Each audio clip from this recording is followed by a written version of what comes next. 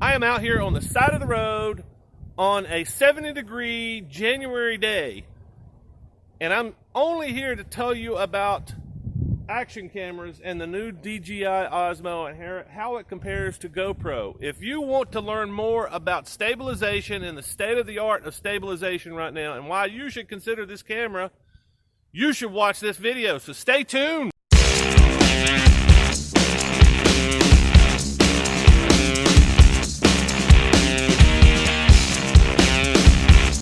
So I'm out riding around today on a 70-degree January 10th, and I could not resist. I had about an hour to get out and ride, and I wanted to talk about my new action camera, the DJI Osmo Action. I freaking love this thing, and today I'm going to compare the DJI to an unfair comparison of my old GoPro Session, but specifically I want to compare the two to show you why, if you've got an older action camera or you're thinking about getting a new action camera at all, I want to give you some reasons why you should consider going with a DJI because of the stabilization. And this comparison is specifically designed to show you a stabilized camera versus an unstabilized camera. GoPro has its new cameras are stabilized, and they're pretty good. I would say it's probably second only to the DJI, but that's specifically why I decided not to go. Well, lots of reasons I decided not to go with the GoPro. But the main reason is the stabilization. The stabilization on the DJI is superior as far as I'm concerned. I have played around with the new GoPros and considered buying one. At the time I was looking for them, they were almost $400. And my experience with the GoPro line of cameras has not been a good one. I've always been frustrated, mainly with the price compared to what you get. The last camera I had before my GoPro here was a Sony action cam. It was fantastic. It was night and day. At that time, it was a night and day difference between the Sony and the GoPro. And I've always thought the Sony's picture was beautiful. The stabilization, even back then, I think that was probably 7-8 years ago when I bought that thing. Anyway, right after the Sonys came out, they had 2 or 3 models. I got one of the cheapest model they had, and the stabilization was amazing. It was like nothing else in the market. And then I think it was 4 or 5 years before anybody came out with anything even similar. GoPro has been trying to catch up ever since, and they have failed. Now they've got a pretty good stabilized product, but I don't think it's anywhere near. Well, no, it's pretty close. I would say it's probably hard to tell the difference unless you're real snooty like I am. But the difference was enough for my decision to go with the DJI instead of the GoPro. But not just that, my history with GoPro. I'm very frustrated with the fact that they're the market leader. They're typically one of the most expensive cameras on the market, if not the most expensive. And now, Sony's kind of caught up because they're like, hey, yeah, we got a much better camera than you. Why don't we charge as much or more than you do? I can't fault them for that, but they are the innovators. The big downside with the Sony has always been, as far as I'm concerned, is their form factor. I love the form factor of this camera right here. It's so small. I love it. That's why I bought this camera. Not just that, but because of the ball mount that's exclusive, comes exclusively with this camera, doesn't come with anything else. Anyway, that's what we're talking about today, and I'm going to take you and show you a side-by-side comparison. One's on one side of the helmet, one's on the other. Hopefully you will at least be able to tell the difference between a state-of-the-art stabilized camera and an unstabilized camera. And the GoPro is a good camera. The image is good quality, it's just unstabilized, and you'll see the difference. So let's do that now. So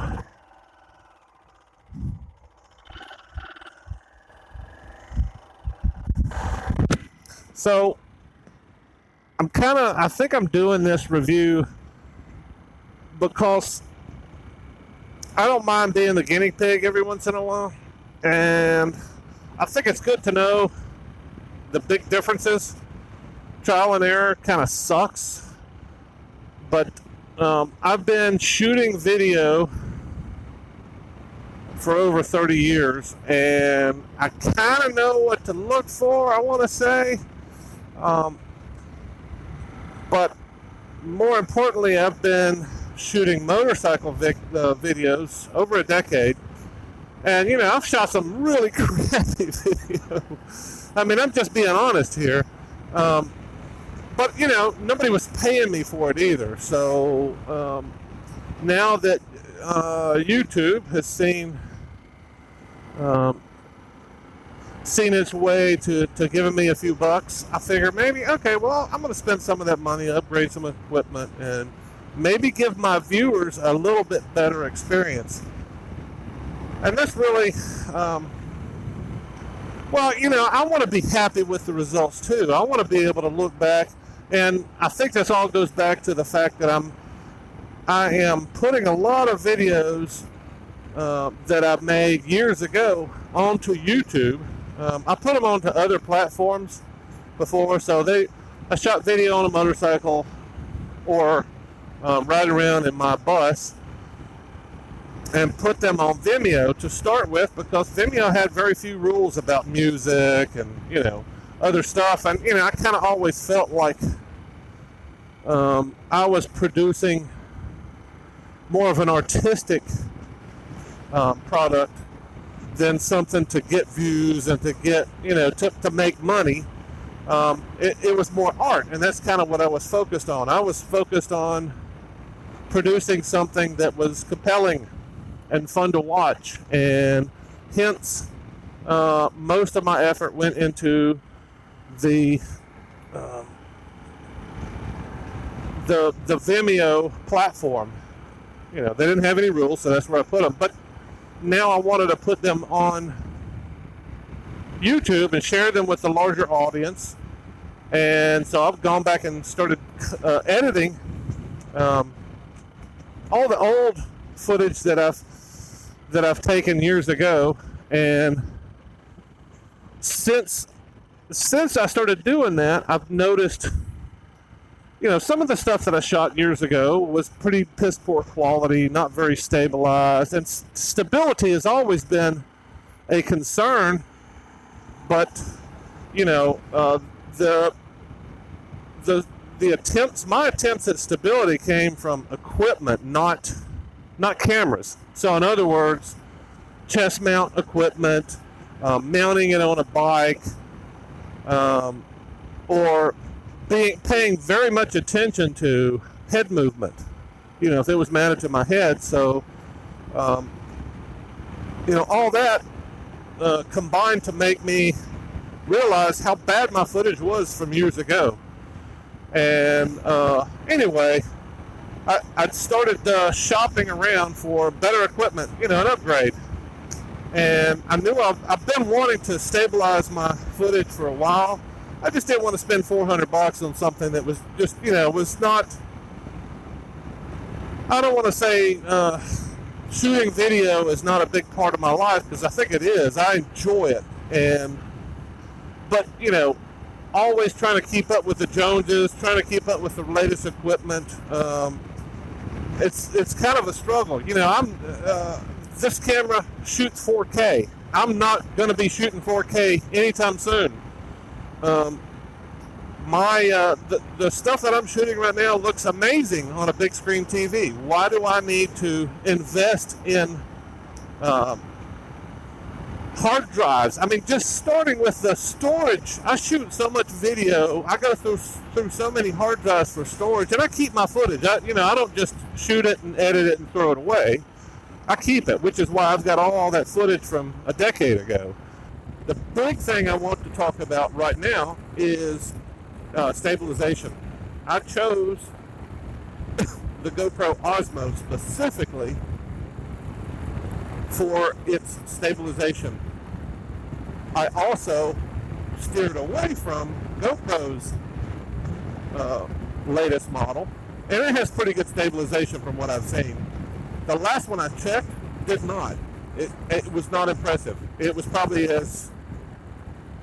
stabilized as good as the last Sony I had, but that's not saying a lot. That's 8 years ago. the Sony that I bought was stabilized so good 8 years ago that GoPro has finally caught up with it. That's just unacceptable to me. But the DJI has such an exceptional stabilization that I felt like I had no choice. If I was going to get another action camera, this is the one I was going to choose, hands down. I just really didn't feel like I had a choice. I felt like this was the best thing on the market, and I'm sure I was taking a little bit of a chance because I've never owned a DJI product, but their drone technology is impressive. They've kind of dominated the drone industry for a while now, and with the images that I have seen from their cameras, I mean, when they first started out in the drone business, they were using same thing, like this is a platform, like my helmet is a platform. So they didn't have their own cameras when they started out, but over the years, I think they just decided that we can be in the camera business too. It's not that hard. We make drones. So, how big a deal is the camera and software or sensor and software business? It's hardware and software, and they're pretty good at both. I think it's just the sensor, tying the sensor in, and obviously, from what I've seen over the years, they've done a really good job with their cameras. The big beef I've had with GoPro for several years now is, they're the market leader. They should be the innovator. They should be the absolute leader and the pioneer in all endeavors, and yet they have been very slow to innovate, adapt, fix their problems. This camera right here, this camera is probably going to be the last GoPro I ever make unless they start innovating once again. I haven't seen much innovation from them in quite some time, and that's why I didn't choose GoPro this route, even though their latest model is pretty good. It compares pretty well to this camera, but it's just, everything that I've seen before my purchase looks like DJI is the winner for stable. And as you can see, there's a pretty big difference with an unstabilized GoPro like this. And I think that's why I wanted to start out with these two views, is show you what kind of a difference stabilization makes, period. So in other words, not stabilized and stabilized. I'm shooting in 1080p on both cameras, and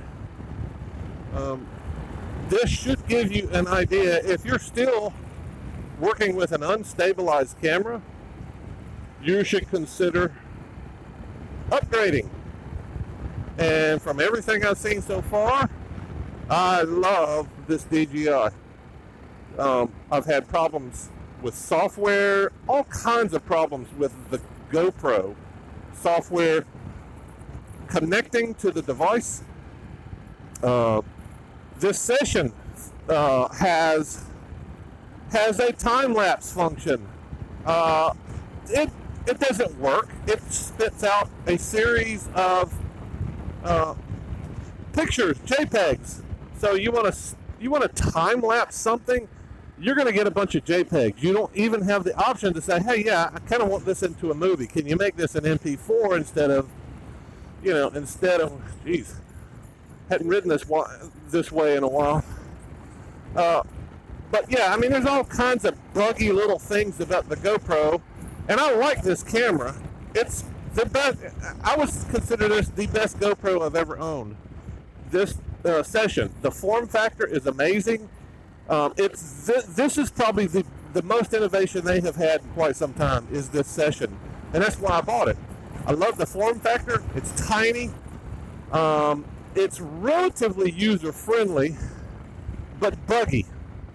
The mount, I kind of went over the mount that comes with the Session in my last video, and I will link that up here.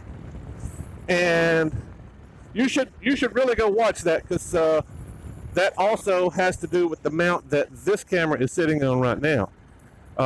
This camera right here is sitting on the broken GoPro swivel ball mount that came with the camera, which is an innovation. As far as I know, there was no swiveling ball mount outside of RAM. You know, as far as I know, RAM was the only company making a swivel ball mount for anything, at least with any quality. And when I saw this swivel on here, I decided, okay, it's time. I gotta get this camera, because number one, it's cool. Number two, it's got this cool ass mount. And I've used this mount on other cameras, and it's awesome until it broke. And then, well, that whole story is in the other video. But basically, I broke this mount that this GoPro is sitting on. One of the clips is broken, so I could lose this camera before I get back, finish this video even. But anyway, I started shopping for another mount, and I found not only a replacement GoPro, I think it was like 15 bucks, which sounds pretty outrageous for a plastic mount, but if you know what it does, it's a game changer. But then I started looking at the other alternatives for the plastic mount, and looky here, we have an aluminum option. Oh my gosh. So yeah, let's talk about the aluminum option.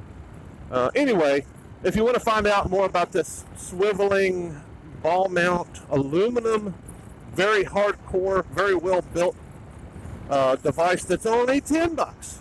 And I'll put the link in the description down here for all three, just like I did on the last video. But you might want to go take a look at that other video. I'm not going to go back into the mount in this one. But anyway, more about the DJI. The Osmo Action is, I would say, it's pretty damn similar to the GoPro. It's got a front facing screen and a rear facing screen, and it's real easy to switch between the two.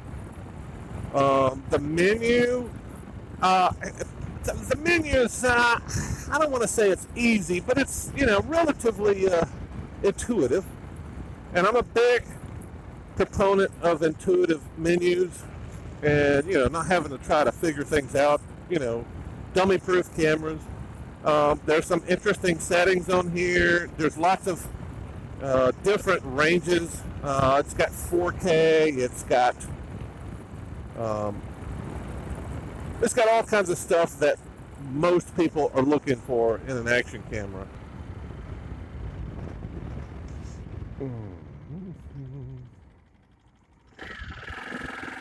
Oh yeah, bitches.